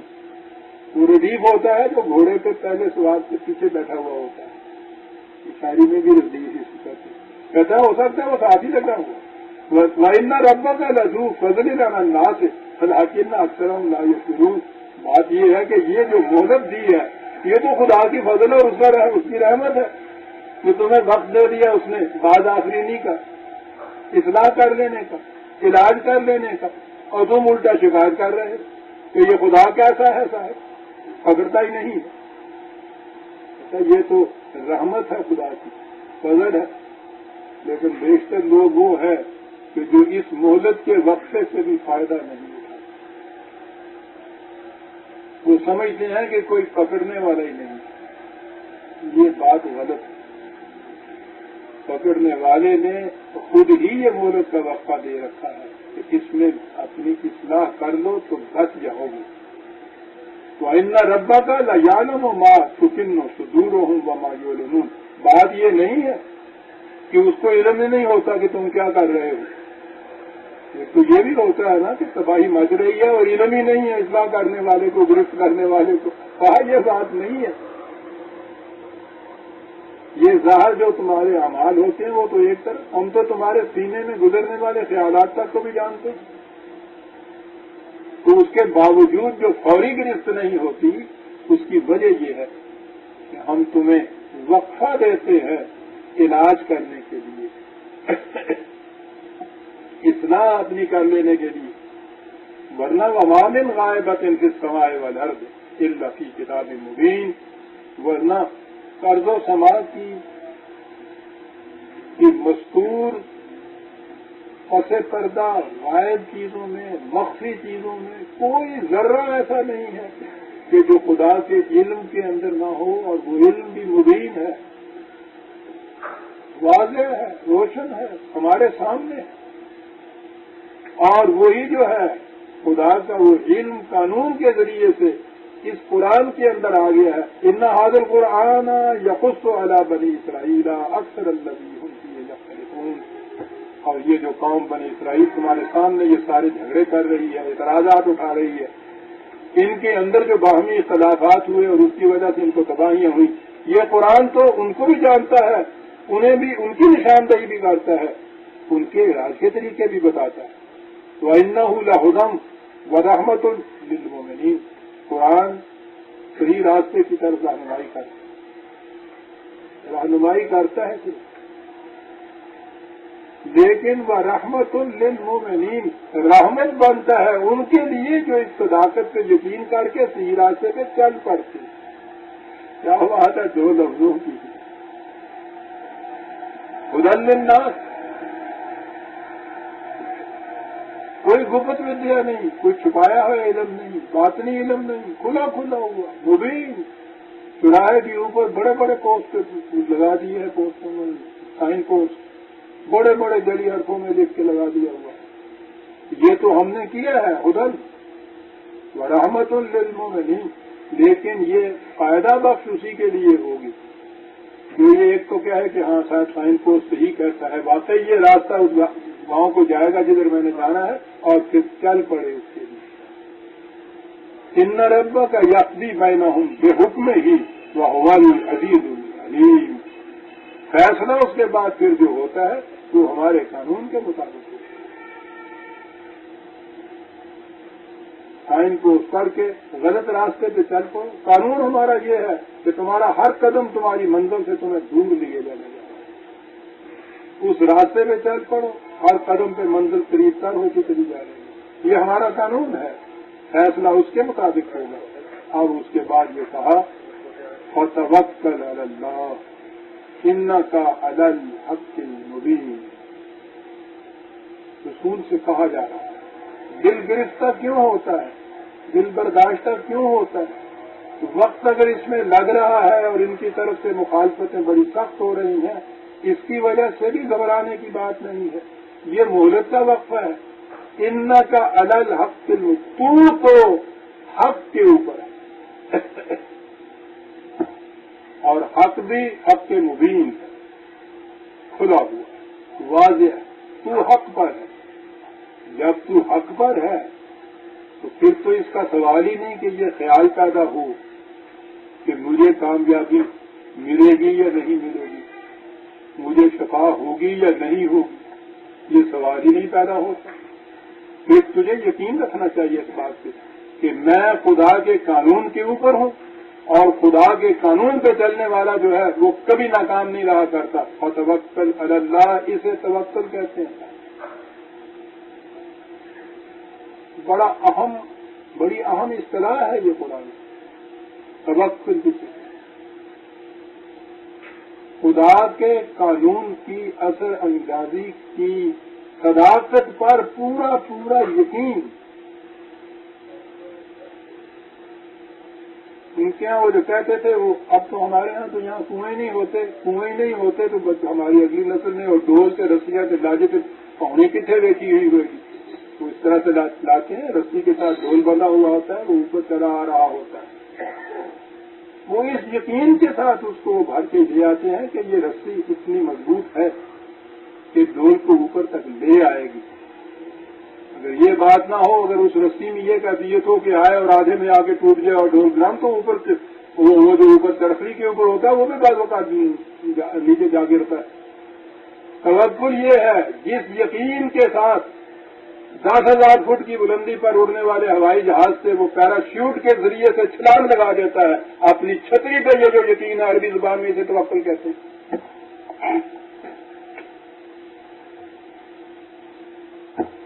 ایک ساڑھے توکل ہوں سائی توکل خیال والا جڑا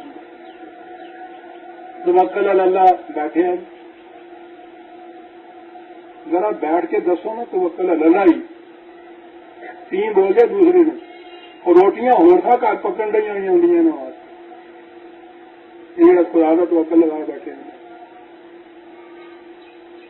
وہ لے آنا تو پتا چل جائے توکل جس کو کہتے. پہلے ان کے دلوں میں بٹھایا ہوا کہ سب سے پہلا پھل, گائے بھینس کا پہلا دودھ, پہلی سبزی, پہلی ترکاری, گھر میں سالن کا پہلا کٹورا, یہ حضرت صاحب کے ہاں جائے گا تو برکت پیدا ہوگی. اے توکل اللہ ہونڈے آئے ہیں. توکل پھر یہ وہ توکل ہوتا ہے.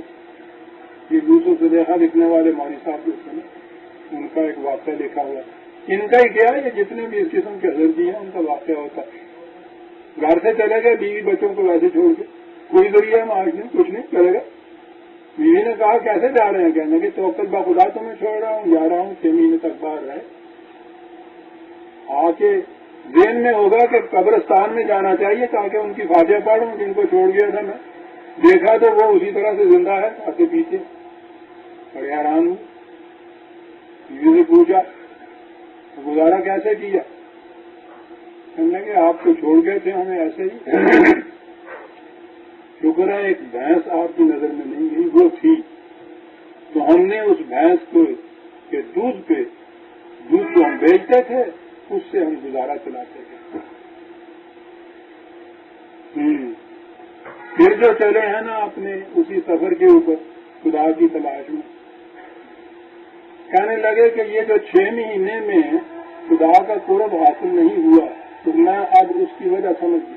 پتہ نہیں چلتا تھا کہ میں نے اتنے قلعے کیے، ریاستیں کی، تو پھر بھی وہ قریب کیوں نہیں میرے آ رہا. اب پتہ چلا ہے کہ توکل میں کچھ فرق تھا. اب کے جاتے وقت وہ بھینس کو ذبح کر گئے، کہنے لگے اب توکل پورا ہوگا، ان خدا میں جا پڑیں گا، توکل ہوگا.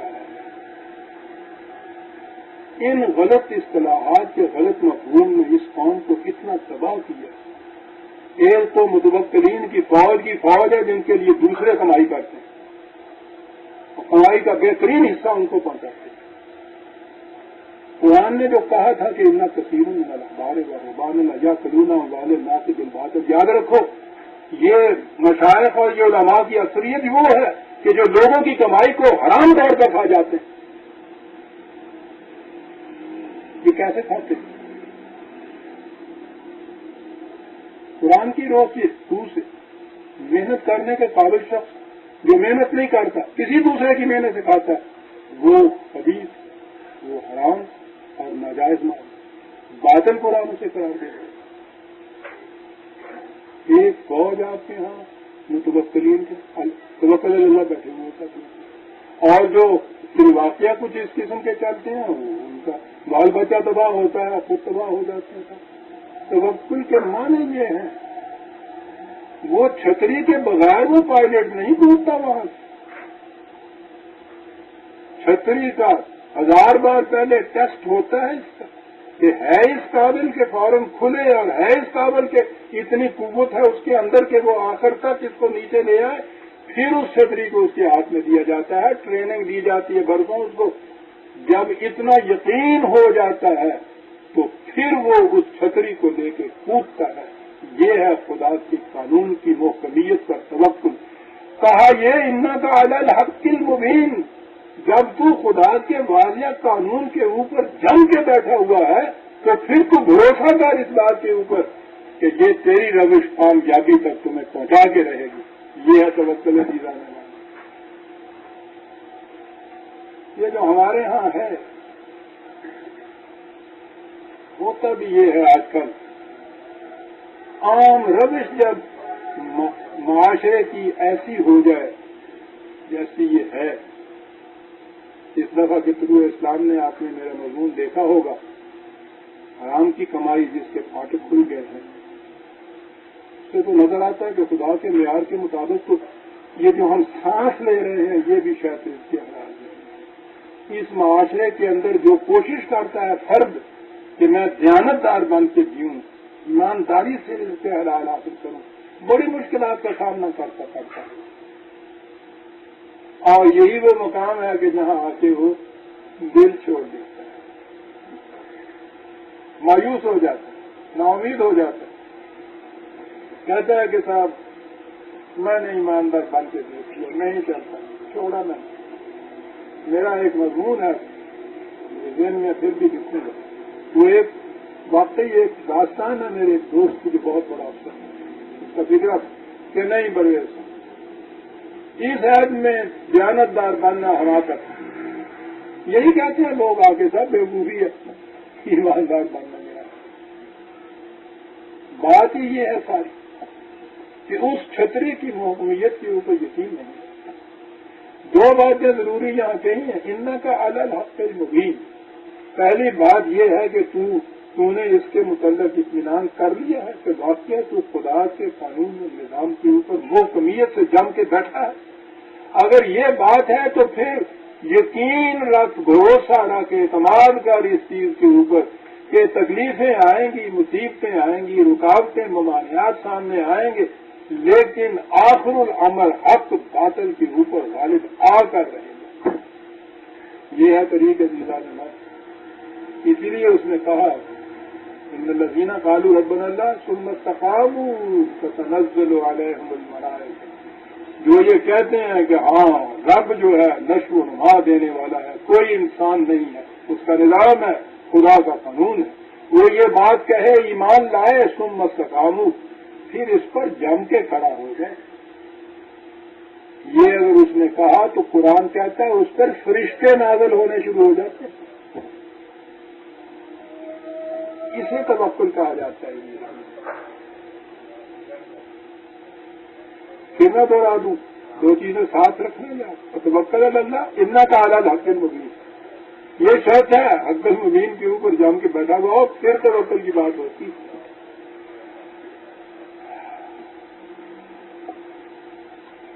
بات وہ ہو رہی کہ تو ان کو صحیح پیغام پہنچا سکتا ہے، رہنمائی کر سکتا ہے، راستے پہ لگا نہیں سکتا۔ یہ راستے پہ وہی چلے گا لگے گا کہ جو چاہے گا ایسا کرنا، جو چاہے گا وہ تیری بات بھی سنے گا، اور جو صحیح راستے پہ چلنا ہی نہیں چاہتا، جو میں نے کہا تھا جو خودکشی کرنے جاتا ہے، وہ کیوں یہ بات سنے گا کہ یہاں نہ کودنا، یہاں پانی جو ہے وہ غرق کرنے والا ہے، وہ کان لگا کے تیری بات سنے گا ہی نہیں جو اپنی روش میں چلتے جانا چاہتا ہے۔ اس لیے کہا انک لا تسمع الموتى ولا تسمع الصم الدعاء اذا ولوا مدبرین، کہا تو مردوں کو نہیں سناتا، ایک تو مردے جنہوں نے صحیح راستے پر چلنے کی صلاحیت ہی کھو دی، باقی نہیں رہتی صلاحیت۔ ایک وقت تک جذبات کے اندر آدمی خود اپنی مفاد پرستیوں کے اندر آدمی ڈوبا رہے، اسی کو روش زندگی بنا لے تو وہ صلاحیت ہی ختم ہو جاتی ہے غلط اور صحیح، حق اور باطل میں امتیاز کرنے کی، پھر وہ باطل ہی ان کو حق نظر آتا رہتا ہے۔ یہ ہے قرآن جسے کہتا ہے مردے ہو، مردوں کو نہیں سنا سکتا۔ کیا بات ہے قرآن کی ذات من، بات اتنی کافی تھی، اس نے کہا نہیں، ایسے بھی ہوتے ہیں جس میں یہ صلاحیت تو ہوتی ہے لیکن وہ وقتی طور پر اپنی مفاد پرستیوں کے اس جذبے میں اتنے ڈوب جاتے ہیں، ان کی کیفیت مثال یہ بتائی کہ سنتا ہے، جا رہا ہے ادھر، تم آواز دیتے کہ او بھائی ٹھہر جاؤ، یہ راستہ ادھر نہیں جاتا، وہ پیٹھ موڑ کے چلا جاتا ہے، سنی کو ان سنی کر دیتا ہے۔ سننے کی صلاحیت ایک تو وہ ہے جنہوں نے صلاحیت ہی کھو دی، لا علاج ہوگا، ایک وہ ہے کہ جن میں صلاحیت ہے وہ سننا چاہتا نہیں ہے۔ یہ سننے کی صلاحیت ہو اور سنا نہ جا سکے۔ آپ نے کبھی پانی میں غوطہ لگا کے دیکھا؟ کان آپ کے بالکل ٹھیک ہوتے ہیں، باہر والے کی آواز نہیں پہنچ سکتی آپ کو، سننے کی صلاحیت کے باوجود سنائی نہیں دیتی آواز۔ انسانی مفاد پرستی کے اس قسم کے گہرے پانی میں جب آدمی ڈوب جاتا ہے تو سننے کی صلاحیت کے باوجود سن نہیں سکتا،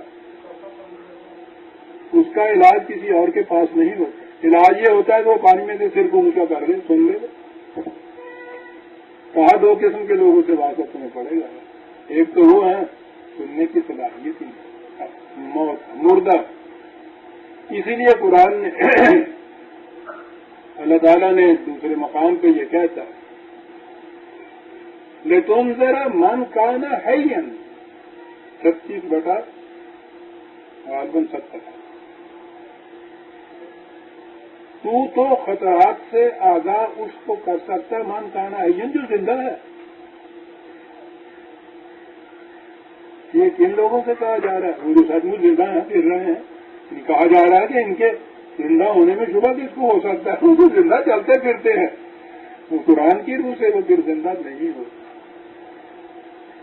جو سمجھنے سوچنے کی صلاحیت جو ہے خود ہٹتا ہے، معروف کر دیتا ہے، مفلوج کر لیتا ہے، قرآن اسے مردہ کہتا ہے۔ اسی لیے کہتا ہے کہ قرآن کی بات کہ تو خطرات سے جو آگاہ کرتا ہے ان کو، اس سے مستفید وہی ہو سکیں گے من کان حیا، جو زندہ ہے۔ قومیں بھی اس حالت میں پہنچ جاتی ہیں جہاں ان پر موت طاری ہو جاتی ہے، پھر وہ مقام آ جاتا ہے جس کے متعلق اس نے کہا کہ جاؤ ان کی اجڑی ہوئی بستیوں کے کھنڈرات کو جا کر کے وہ حدیث عالم اپنی زبان سے سنائیں گے جب وہ قوم اپنے آپ کو مردہ کی شکل میں لے جاتی ہے۔ اگر صلاحیت باقی ہے پھر بھی کچھ توقع باقی ہوتی ہے، امید باقی ہوتی ہے کہ پانی میں ڈوبا ہوا ہے، سر باہر نکال لے گا تو سن لے گا، سن تو لینا ایک دفعہ کوئی بات، پھر آگے وہ فیصلہ بھی کر سکتا ہے کہ مجھے ماننا چاہیے یا نہیں ماننا چاہیے۔ جو سننا ہی نہ چاہے اس کو کوئی سنائے گا کیا؟ ظالمان۔ سورہ النمل کی آیت 80 تک ہم آ گئے، بعد اگلی آیت میں بھی یہی آ رہی ہے۔ ایک منٹ میں ہے ذرا سا وہ میں ختم کر دوں، بات اسی تسلسل میں ہے۔ وما انت بہاد العمی عن ضلالتہم ان تسمع الا من یؤمن بآیاتنا فہم مسلمون۔ اندھے کے تو راستہ نہیں دکھا سکتا، بہرے کو تو بات سنا نہیں سکتا، تو اسی کو سنائے گا اور اسی کے کارگر ہوگی۔ جو آمادہ ہو جائے اس چیز کے اوپر تو میں سنوں، غور و فکر کے بعد میں دیکھوں کہ یہ صحیح ہے، صحیح پائے تو اس کو قبول کر لے، اس کے بعد اس کے سامنے سر تسلیم خم کر دے۔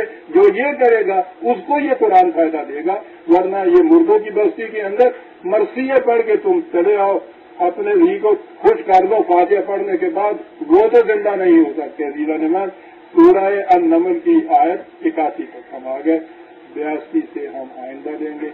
ربنا تقبل منا انک انت السمیع العلیم۔ شکریہ۔